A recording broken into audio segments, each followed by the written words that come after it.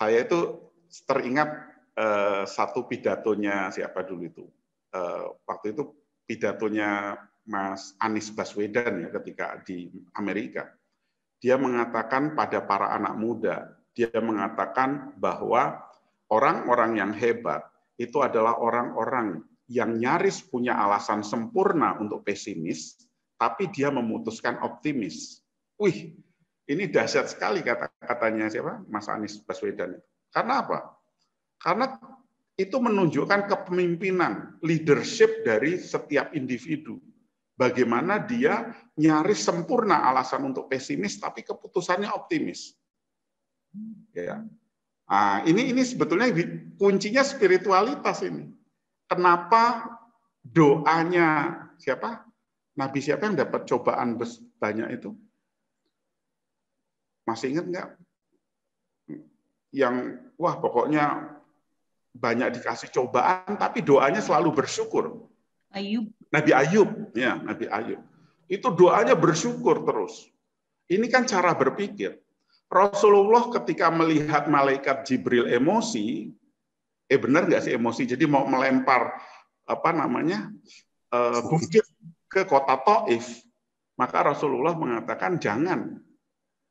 Kenapa jangan? Karena mereka itu tidak tahu. Mereka itu memaki saya, melempari saya karena mereka tidak tahu. Lah kalau sekarang nggak berubah gimana? Ya mungkin nanti anaknya berubah. Kalau anaknya nggak berubah gimana? Mungkin cucunya berubah. Wah, ini kan sandaran spiritualitas level tinggi.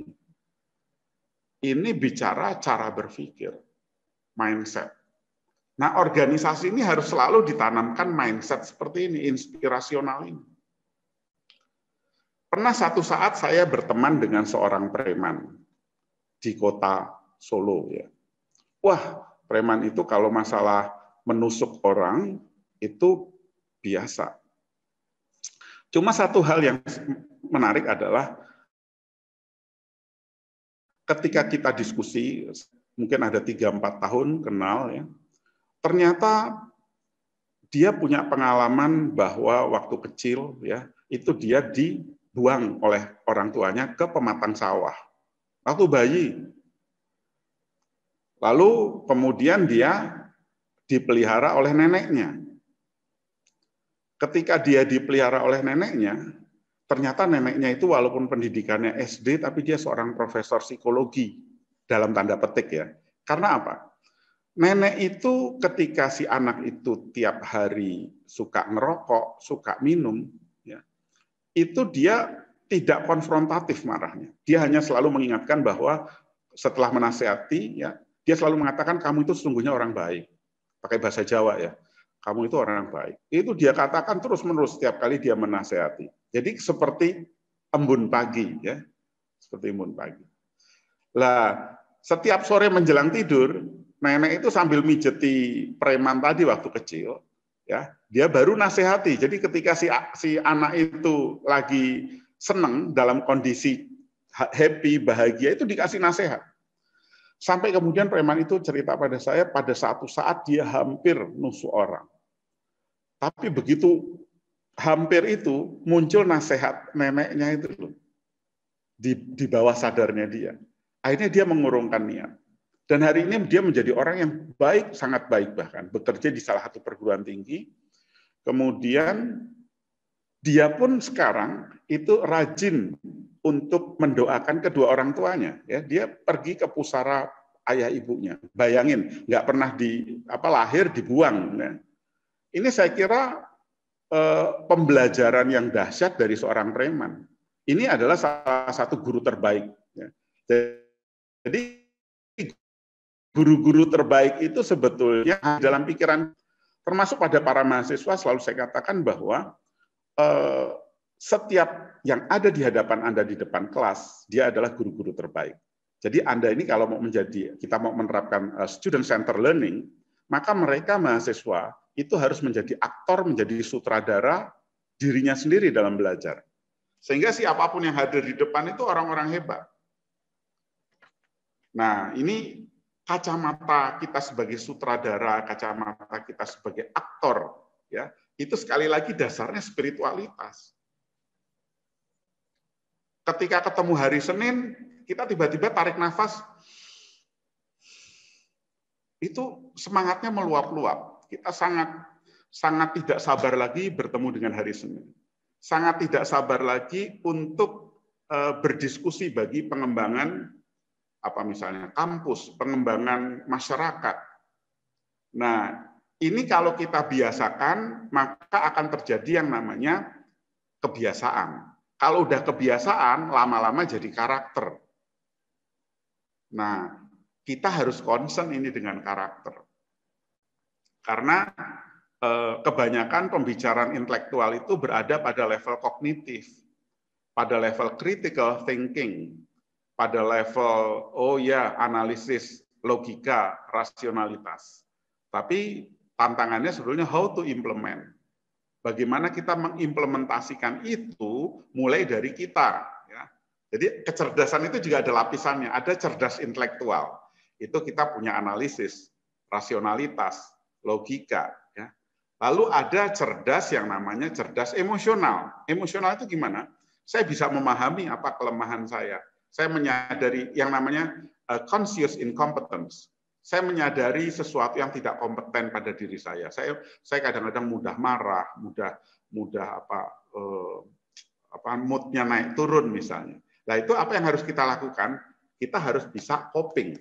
Banyak orang itu bukannya coping tapi escape, lari dari problem. Ya. Nah ini kita kalau orang cerdas emosional kita bisa aware apa masalah kita, lalu kita belajar untuk mengatasi masalah itu. Itu pertama. Yang kedua, kita bisa memahami orang lain, lebih bisa memahami orang lain. Lalu bagaimana kita bersikap ketika berhadapan dengan orang lain itu? Ini bicara kecerdasan emosional. Lalu kemudian kita bicara kecerdasan eksekusi. Ya, terlalu banyak yang harusnya kita syukuri hari ini. Bersyukur itu perintah, bersyukur itu sangat baik. Tapi seberapa sering kita bersyukur? Nah, ini kita bicara eksekusi. Ya, jadi orang menjadi sangat luar biasa ketika sikap dan perilakunya menjadi nasihat. Jadi kita nih eksekusinya itu ya, eksekusi ini menjadi sebuah nasihat. Kita mengurangi gap antara apa yang seharusnya ya, karena yang seharusnya itu baik dan apa yang kita lakukan. Paling enggak kita mengurangi gap itu. Lalu ada kecerdasan adversity. Adversity ini kita bicara apa? Kita bicara istiqomah, kita bicara persistensi, kita bicara Kita bicara daya tahan, ya. Kita punya resiliensi. Karena orang-orang yang hebat ini orang-orang yang punya daya tahan.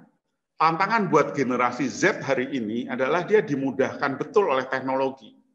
Dia memang sangat nyaman dengan teknologi, sangat familiar dengan teknologi dan teknologi itu memudahkan mereka. Nah, kita nih sebagai cendekiawan, sebagai intelektual, kita harus juga berpikir bahwa mereka nih generasi muda ini juga perlu dibangun resiliensinya, daya tahannya itu. Ini kalau saya sering baca buku motivasi, misalnya Thomas Alva Edison mengatakan, kata orang saya gagal nih 900 kali dalam buat bola lampu, tapi dia mengatakan saya telah berhasil menemukan 900 cara yang salah dalam membuat bola lampu. Nah, ini kan kecerdasan dia dalam berpikir. Linguistik itu mempengaruhi kecerdasan adversity dia. Kemudian ada lagi kecerdasan spiritual, ya.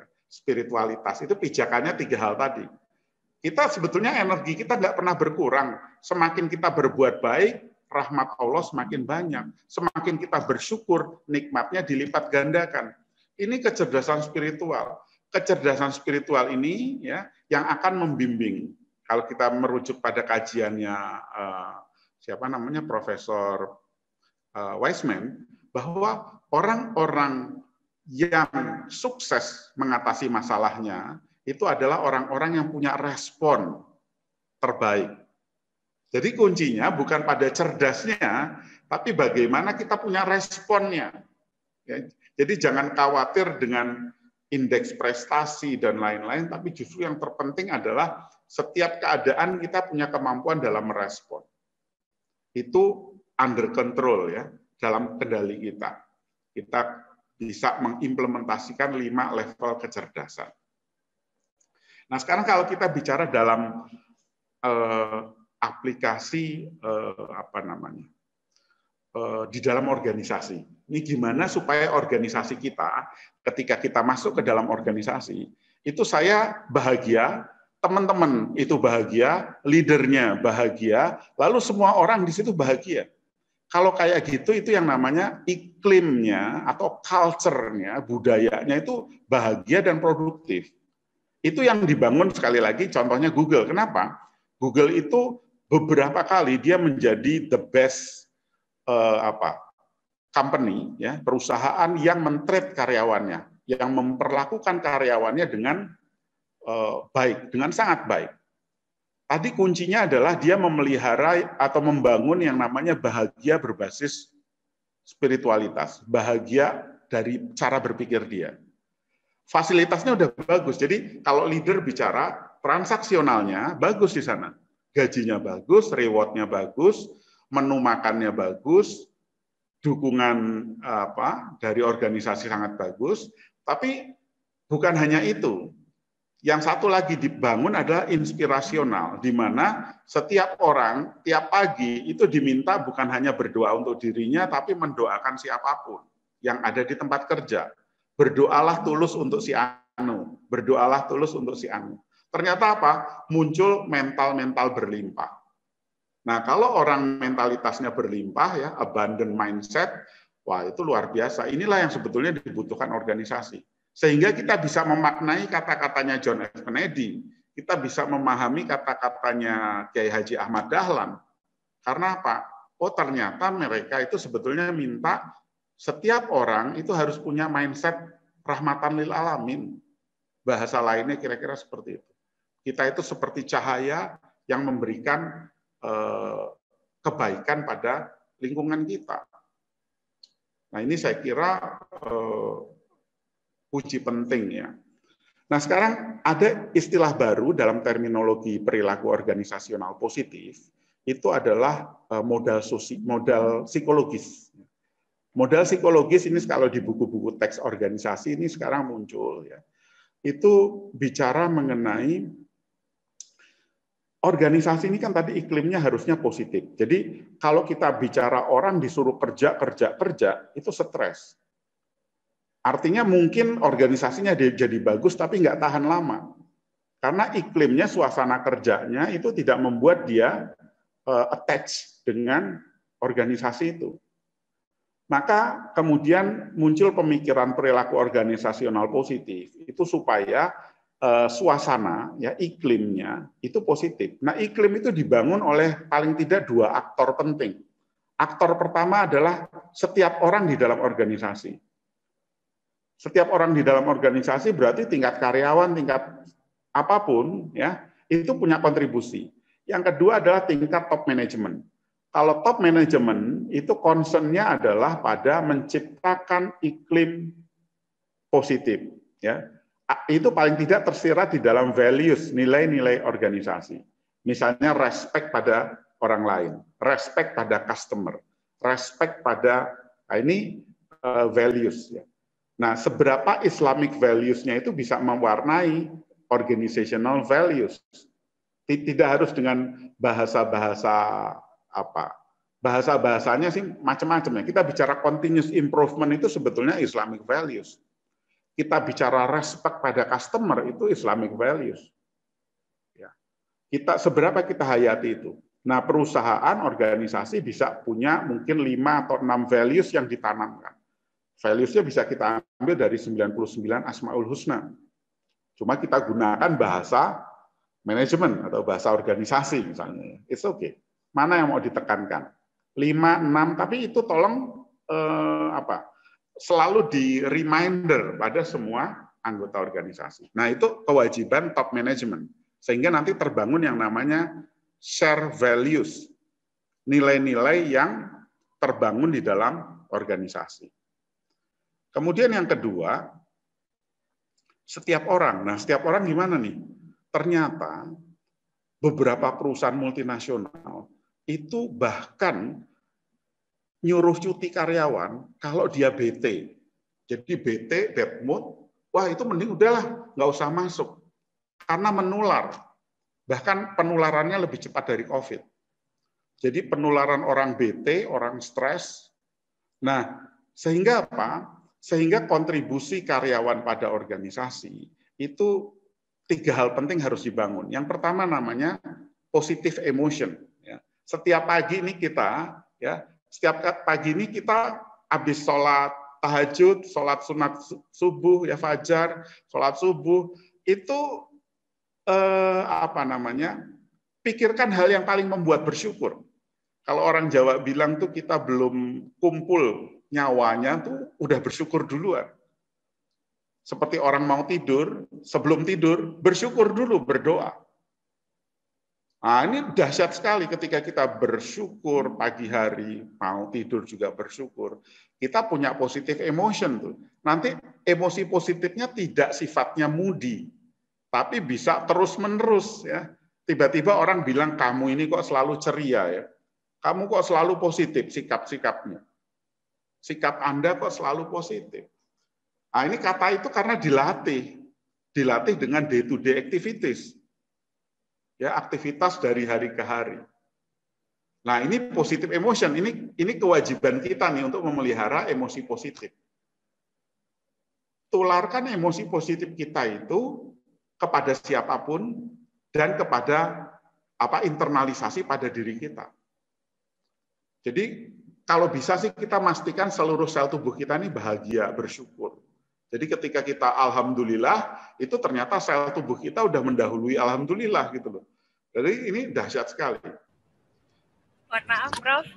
Ya? 2 menit lagi nggak, Prof? Oh, 2 menit lagi, oke. Biar ini ada beberapa pertanyaan supaya nanti kita bisa berdiskusi lebih. Oh iya, oke. Yang kedua, ya saya selesaikan ini. Yang kedua itu adalah modal psikologis tadi. Modal psikologis itu meliputi apa? Pertama, kita harus punya hope, harapan. Orang tuh setiap pagi harus memastikan apa harapan dia. Yang kedua, optimisme. Ya, kemampuan dia atau keyakinan dia untuk merealisasikan harapan itu. Kemudian self-efficacy, keyakinan diri. Dan yang keempat adalah resiliensi, daya tahan. Daya tahan dia. Yang namanya hidup itu ya kita harus berprasangka positif pada yang di atas. Ya, kemudian tadi yang kedua, sebetulnya yang kedua ini mindfulness ya. Mindfulness itu ya kita menyadari, kita pikiran, perasaan, tindakan kalau bisa itu satu tempat lah. Jadi kalau pas kebanyakan orang kan ketika lagi mandi, dia mungkin belum menikmati betapa air itu dia mensyukuri, waduh dia bahagia dengan wajah, pada tubuhnya dan sebagainya. Jadi ini melatih mindfulness. Jadi orang misalnya di kamar mandi malah mikir publikasi, waduh saya belum publikasi Scopus nih. Wah itu malah pusing. Karena apa? Terjadi gap ya antara apa yang harusnya dia nikmati. Nah ini mindfulness. Saya kira 3 hal penting itu Bu Arum untuk pengantar kita diskusi. Terima kasih. Assalamualaikum warahmatullahi wabarakatuh.